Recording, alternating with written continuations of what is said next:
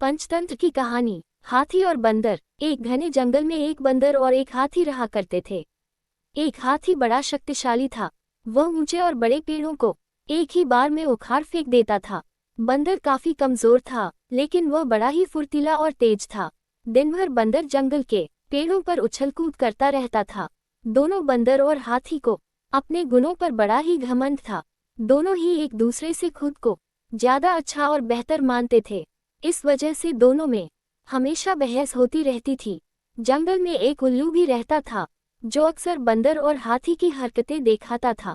वह इन दोनों के लड़ाई झगड़े से परेशान हो चुका था। एक दिन उस उल्लू ने उन दोनों से कहा, जिस तरह तुम दोनों लड़ते हो, इससे कोई फैसला नहीं होने वाला है। तुम दोनों में एक प्रतियोगिता के जरिए आसानी से यह बताया जा सकता है कि तुम दोनों में से सबसे शक्तिशाली कौन है। बंदर और हाथी दोनों को उल्लू की बात समझ लगी। दोनों ने फिर एक साथ पूछा, इस प्रतियोगिता में हमको क्या करना होगा? उल्लू ने कहा, इस जंगल को पार करने पर एक दूसरा जंगल आता है, जहाँ पर एक काफी पुराना वृक्ष है, जिस पर एक सोने का सेब लगा हुआ है। तुम दोनों में से उस सोने के सेब को जो पहले लाएगा, उसे ही इस प्रतियोगिता का विजेता बनेगा और शक्तिशाली कहलाएगा। उल्लू की बात सुनते ही बंदर और हाथी बिना कुछ सोचे समझे दूसरे जंगल की तरफ निकले। बंदर ने अपनी फुर्ती दिखानी शुरू की।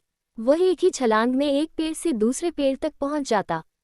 वहीं हाथी तेजी से दौड़ने लगा और रास्ते में आने वाली हर चीज को अपने मजबूत शरीर से उखाड़ फेंकता।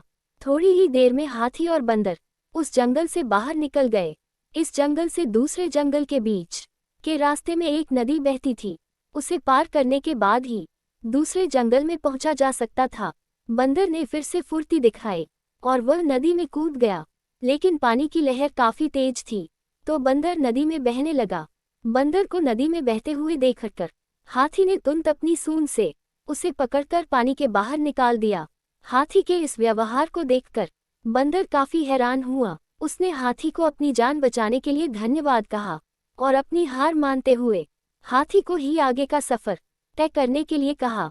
बंदर की इस बात को सुनकर हाथी ने कहा, मैं नदी पार कर सकता हूँ, तुम मेरी पीठ पर बैठकर इसे पार कर लो। बंदर हाथी की बात मान गया और वह हाथी के पीठ पर बैठ गया। इस तरह दोनों ने नदी पार कर ली और दूसरे जंगल में पहुंच गए। फिर दोनों ने मिलकर सोने के लगे हुए सेब वाले पेड़ को भी खोज निकाला। सबसे पहले हाथी ने अपनी अपनी सूंड से उस पेड़ को गिराना चाहा, लेकिन वह पेड़ काफी मजबूत था। हाथी के प्रहार से वो पेड़ नहीं गिरा।